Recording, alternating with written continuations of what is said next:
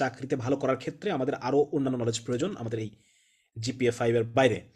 তাহলে এখন আমরা দেখি আম, ভাষাগত দক্ষতা, এটা খুব ইম্পর্ট্যান্ট। এটা আমরা এখন পর্যন্ত, এখন তো আমি কবে MBBS পাস করছি, এখন আমরা MBBS এর পরের পোস্ট গ্রাজুয়েশন করতেছি, MD, ডক্টর অফ মেডিসিন, মানে PhD পর্যায়ের আর কি। এখনো পর্যন্ত জানেন গতদিন আমাদের মানে ম্যাডাম, যিনি চেয়ারম্যান ম্যাডাম, উনি আমাদের একটা ক্লাস নিছে। কি ক্লাস নিছে জানেন? ক্লাস নিছে কয়েকদিন আগে আমাদের একটা পরীক্ষা হয়েছে, সেই পরীক্ষার খাতার স্ক্রিনশট দিয়ে দিয়ে উনি ক্লাস নিছে। এবং উনি আমাদেরকে বললো যে দেখেন, আপনাদের অর্ধেকের বেশি মানুষের আপনাদের ইংরেজি সেন্টেন্স মেকিংই হচ্ছে না, আপনাদেরকে আমি রিটার্নে কিভাবে মার্ক দিব? ইংরেজিতে সেন্টেন্স মেকিংই হয় নাই। ইংরেজিতে মানে কোথায় দে এর পরে ডাজ লাগাইতেছে, মানে টেন্স ঠিক নাই, ভয়েস ঠিক নাই, গ্রামার ঠিক নাই। মানে আমি বোঝাচ্ছি এটা না যে আসলে মূলত এটা তো আমাদের সবারই প্রবলেম।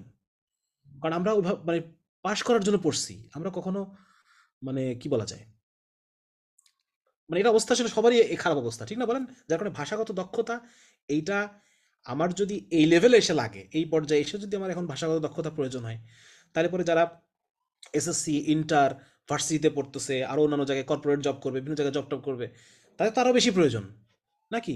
সুতরাং ভাষাগত দক্ষতা এটার কোনো বিকল্প নাই। এমনকি বিদেশিরা যখন বাংলাদেশিদেরকে ওই দেশে নেয়, স্কলারশিপ দেয়, কি দেখে জানেন? এই যে স্যাট, GRE এগুলো দিয়ে মানুষ বিদেশে যায়, ওরা এই দুটো জিনিসই দেখে। এক নম্বর, তুমি ইংরেজি ভাষা পারো কিনা, আইএলস করা আছে কিনা, ইংরেজি ভাষা তুমি দক্ষ কিনা। আর দুই নাম্বার হচ্ছে তোমার অ্যানালিটিক্যাল অবস্থা কি, তুমি অ্যানালাইসিস করতে পারো কিনা। ওই যে আমরা ছবি টবি দিয়ে যেগুলো দেখলাম, মানসিক দক্ষতা, এইটা দেখে। আর হচ্ছে ভাষা দেখে, এর বাইরে ওরা কিচ্ছু দেখে না। ওরা দেখবে না GPA 5 পাইছে কিনা, দেখবে না ওরা আমি সায়েন্স কতটুকু জানি, এগুলো দেখবে না। আমি আমার ফিজিক্স জানি কিনা, কেমিস্ট্রি জানি কিনা, ম্যাথ জানি কিনা, এগুলো এগুলো দেখবে না। ওরা শুধু দেখবে অ্যানালিটিক্স ঠিক আছে কিনা, আর ভাষাগত দক্ষতা, ভাষাটা ঠিক মতো বোঝে কিনা।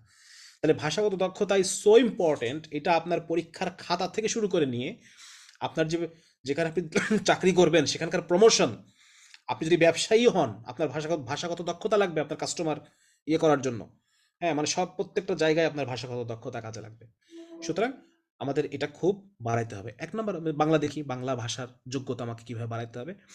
এক নম্বর হচ্ছে উচ্চারণ। বাংলা ভাষার উচ্চারণ ঠিক করতে হবে।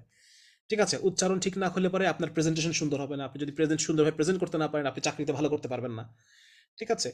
আপনি না চাকরিতে ভালো করতে পারবেন, না ব্যবসায় ভালো করতে পারবেন। সুতরাং মানে উচ্চারণটা খুব ইম্পর্টেন্ট। যেমন দেখবেন যে আমার উচ্চারণ আমার কিছু সময় চলে আসে। আমি কখনো, কখনো আছে কে আছে বলতেছি। হ্যাঁ, আসলে তো আছে, চ, ছ, তাই না? আছে। আছে কে আমি আছে বলতেছি। আছে। তাহলে এটা আমার একটা প্রবলেম, তাই না? মানে কিন্তু এটা যে উচ্চারণটা ঠিক করতে হবে। হ্যাঁ, এই জন্য আমার আব্বা আমাকে মনে আছে ছোটবেলায় একটা উচ্চারণ অভিধান, বাংলা একাডেমি উচ্চারণ অভিধান কিনে দিছিলেন, বানান অভিধান কিনে দিছিলেন। এবং বাসায় তো বাংলা টু বাংলা, ইংরেজি টু বাংলা, বাংলা টু ইংরেজি এগুলো তো ছিলই। তার মানে উচ্চারণ অভিধান পাওয়া যায়, এটা দেখে দেখে উচ্চারণ ঠিক করে নেওয়া যায়। বিভিন্ন বিষয়ের উচ্চারণগুলো যেন আমার শুদ্ধ হয়। 2 নম্বর হচ্ছে বানান। ধরেন আপনি 1 পৃষ্ঠা লিখলেন, লেখা সবখানে লাগে। যেমন ধরেন যারা সরকারি জব করে তাদের লিখতে হয়, বিভিন্ন নোটস লিখতে হয়, বিভিন্ন বিষয় লিখতে হয়, অ্যাপ্লিকেশন লিখতে হয়, হ্যান ত্যান। একটা লেখার মধ্যে যদি আপনি বানান ভুল পান, আপনার বিরক্ত লাগবে। হ্যাঁ, বিরক্ত লাগবে। আপনি সেটা যে জিনিসই লেখেন না কেন, সেটা অফিসিয়াল কোনো ডকুমেন্ট হতে পারে, আপনি লিখছেন বা কিছু একটা। যার কারণে বানানটা সুন্দর হওয়া প্রয়োজন। বানান অভিধান আছে, এটা এটা মানে প্র্যাকটিসে থাকা দরকার। এছাড়া আমাদের যে ব্যাকরণে আমরা নত্যবিধান, সত্যবিধান পড়ছি, যে কোনখানে মূর্ধন্য হয়, কোনখানে মূর্ধন্য স হয়, কোনখানে দন্তন্য জায়গায় মূর্ধন্য হবে, কোনখানে দন্তস্বর জায়গায়, তালব্যস্বর জায়গায় মূর্ধন্য স হবে। এই বিষয়গুলো মানে ক্লিয়ার থাকা আর কি। হ্যাঁ, এগুলোর রুলস আছে, কিছু নিয়ম আছে, নিয়মগুলো মনে রাখলেই কিন্তু হয়ে গেল। ঠিক আছে না? যেমন ট, ট এর সাথে যখন সংযুক্ত তখন দন্তন্য হবে না, মূর্ধন্য হবে। ঘন্টা, মূর্ধন্য দিয়ে, ঘন্টা মূর্ধন্য দিয়ে। কিন্তু ট এর সাথে যদি ওটা যদি ইংরেজি শব্দ হয়, তাহলে আবার দন্তন্য হবে। হ্যাঁ, যেমন কি বলা যায়, সেন্ট, দন্তন্য ট। কিন্তু যদি এটা বাংলা শব্দ হয়, সংস্কৃত শব্দ হয়, তাহলে মূর্ধন্য হবে। এরকম কিছু বিষয় আছে, মানে নিয়ম আছে, রুলস। রুলস গুলো মনে রেখে, মনে রাখলে আপনি বানান শুদ্ধ করতে পারবেন, কোনো সমস্যা নেই। তার মানে বানানের দিকে গুরুত্ব দেন। হ্যাঁ, বানানের দিকে গুরুত্ব দেন। যেমন আমার তখন আমি পড়ি ক্লাস 2-তে। ক্লাস 2-তে আমার আব্বাকে আমার প্রিন্সিপাল কল করছে। প্রিন্সিপাল আব্বাকে মানে ডাকছে আর কি, প্যারেন্টস কল। তো ডাকার পরে ক্লাস টুতে পড়ি, তখন টুতে না ওয়ানে পড়ি, টুতে পড়ি। আচ্ছা, থ্রিতেও পড়তে পারি, শিওর না। ডাকার পরে ওই যিনি ক্লাস টিচার আমার আব্বাকে আমার পরীক্ষার খাতা দেখাচ্ছে।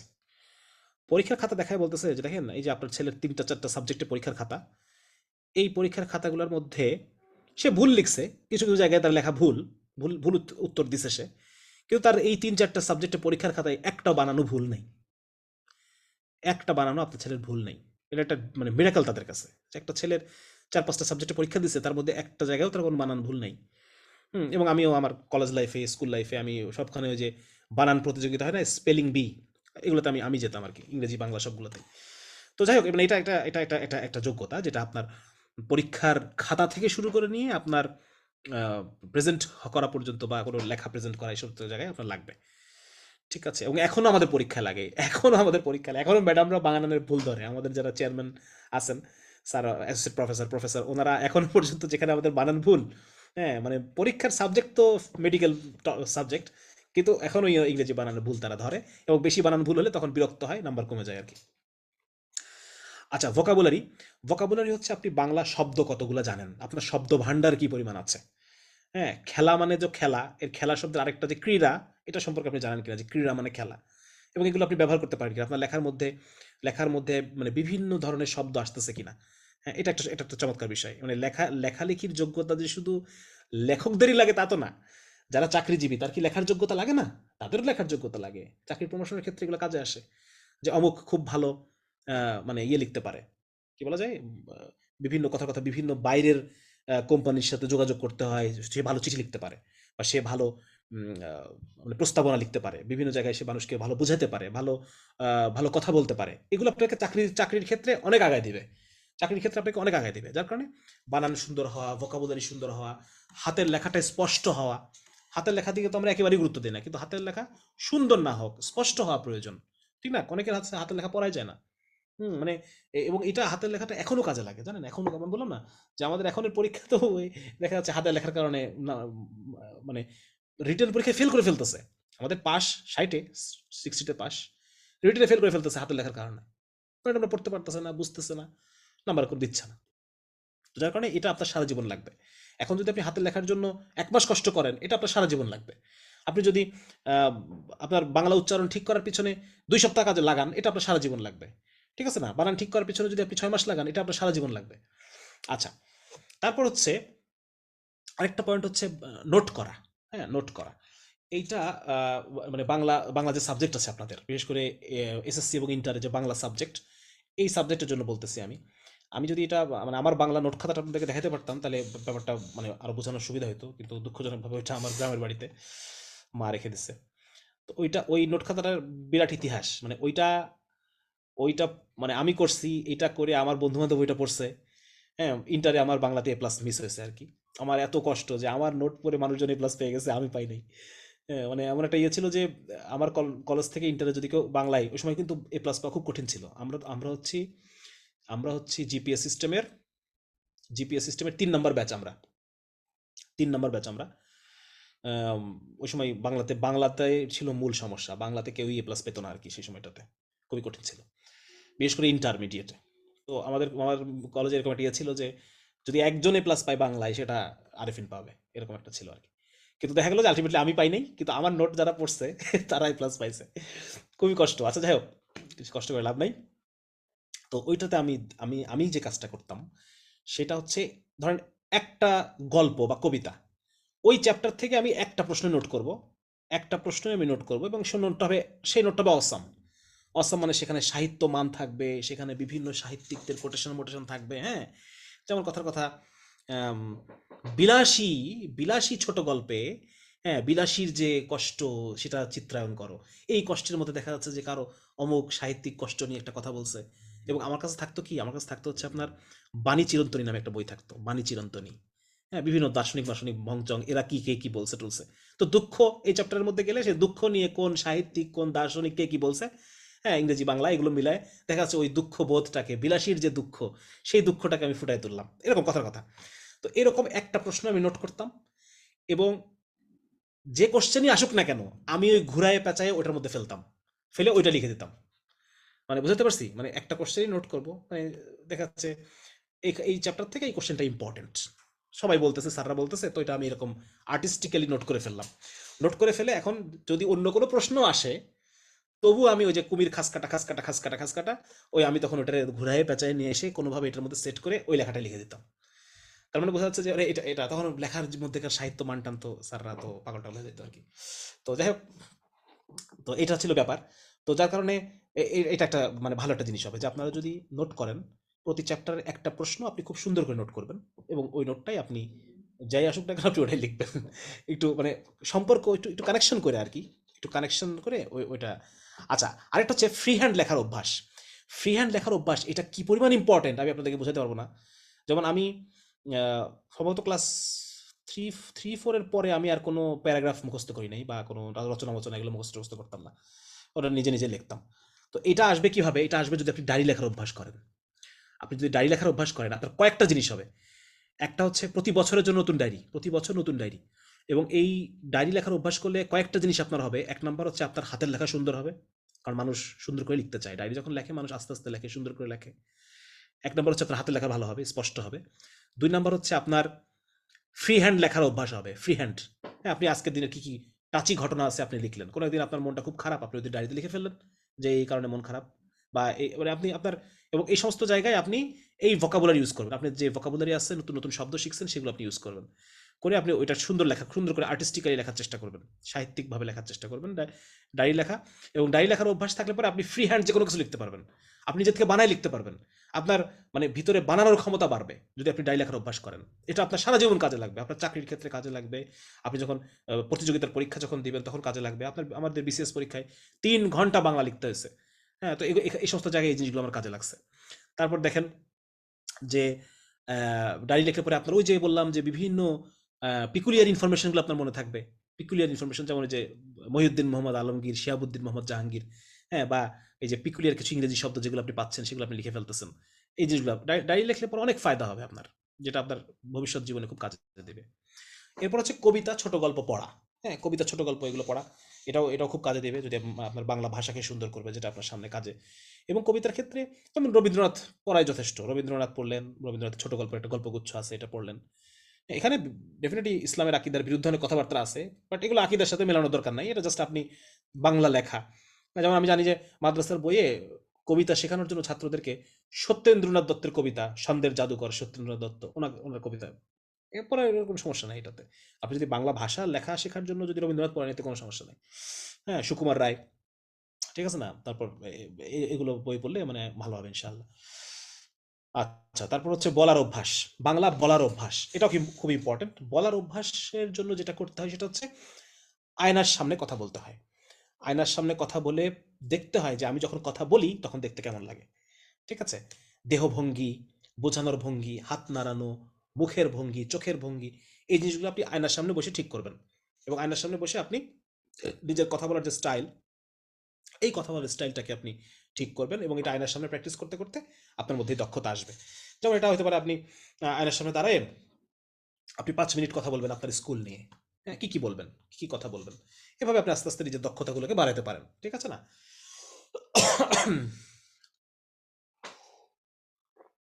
আচ্ছা, তাহলে মোটামুটি এটা হচ্ছে আমাদের বাংলা ভাষার দক্ষতা। বাংলা ভাষায় আপনি কিভাবে দক্ষতা নিয়ে আসবেন। আচ্ছা, এবার হচ্ছে ইংরেজি ভাষার দক্ষতা। ইংরেজি ভাষা যেহেতু আসলে আমরা দীর্ঘ একটা সময় ব্রিটিশ কলোনি ছিলাম, যার কারণে ইংরেজি ভাষাটা আমাদের সাথে এমনভাবে জড়ায় গেছে, যেটা থেকে আসলে উঠে আসা সহজ, মানে খুব সহজে সম্ভব হবে না। যে 200 বছর ধরে তারা ইংরেজিতে পেঁচাই দিছে আমাদেরকে, আমাদের হয়তো বা ইংরেজি থেকে বের হইতে ওই 200 বছরই লাগবে। তো যাই হোক, মোটামুটি ইংরেজির ক্ষেত্রে আমাদের যে কাজটা করণীয়, একটা হচ্ছে উচ্চারণ, ইংরেজি উচ্চারণটা ঠিক করা। যেমন জি এর উচ্চারণ আর জেড এর উচ্চারণ সমান না। হ্যাঁ, কলোনাইজেশন না, কলোনাইজেশন, জে, ঠিক আছে না? আর মানে প্লিজ, নট প্লিজ, মানে এরকম বিষয়গুলো আর কি। এগুলো দেখলাম যে 10 মিনিট স্কুলের ওরা খুব এগুলো করার চেষ্টা করে। মানে ইংরেজি মানুষের উচ্চারণ ঠিক করার চেষ্টা করে, মানে উচ্চারণ যে একদম মানে ব্রিটিশ উচ্চারণ মানে হইতে হবে জরুরি না। হ্যাঁ, ইন্ডিয়ান অ্যাকসেন্ট, আমাদের অ্যাকসেন্ট ডিফারেন্ট, আমি উচ্চারণের ব্যাপারে খুব বেশি ইয়ে না আর কি, স্ট্রিক্ট না। কিন্তু কিছুটা মানে যেন মানে শুনতে খারাপ যেন শোনা না যায়। আপনি যখন প্লিজকে প্লিজ বলেন তাহলে শুনতে খারাপ লাগবে। প্লিজ, প্লিজ মানে প্লিজ, প্লিজ না, এরকম আর কি। আচ্ছা, তাহলে এটা একটা মাথায় রাখা যে ইংরেজি মোটামুটি মানে যেন উচ্চারণটা যেন ভালো সুন্দর থাকে। বানান, বানানের একটা বিষয় আছে, ইংরেজি বানানে কোনো রুলস নাই, মানে এলোমেলো বানান আর কি। আহ, যেটা যেটা লিখতেছে ওটা উচ্চারণ করতেছে না, যেটা উচ্চারণ করতেছে ওটা লিখতেছে না। হ্যাঁ, আর এল ও ইউ জি এইচ একখানে, এল ও ইউ জি এইচ একখানে লাফ, আবার দেখা যাচ্ছে D O you G H, এটা হচ্ছে একখানে ডো, মানে এলোমেলো আর কি। তারপরেও মোটামুটি চেষ্টা করা যেন ইংরেজি বানানটা ঠিক থাকে, বানানগুলো যেন খুব এত বেশি ভুল না হয় যেন পড়তে বিরক্ত লাগে, ঠিক আছে না? আচ্ছা, আরেকটা হচ্ছে ইংরেজি ভোকাবুলারি, ইংরেজি শব্দ ভাণ্ডার বাড়ানো। নিজের মধ্যে ইংরেজি শব্দ ভাণ্ডার বাড়ানোর ক্ষেত্রে কয়েকটা আমি লিখছি।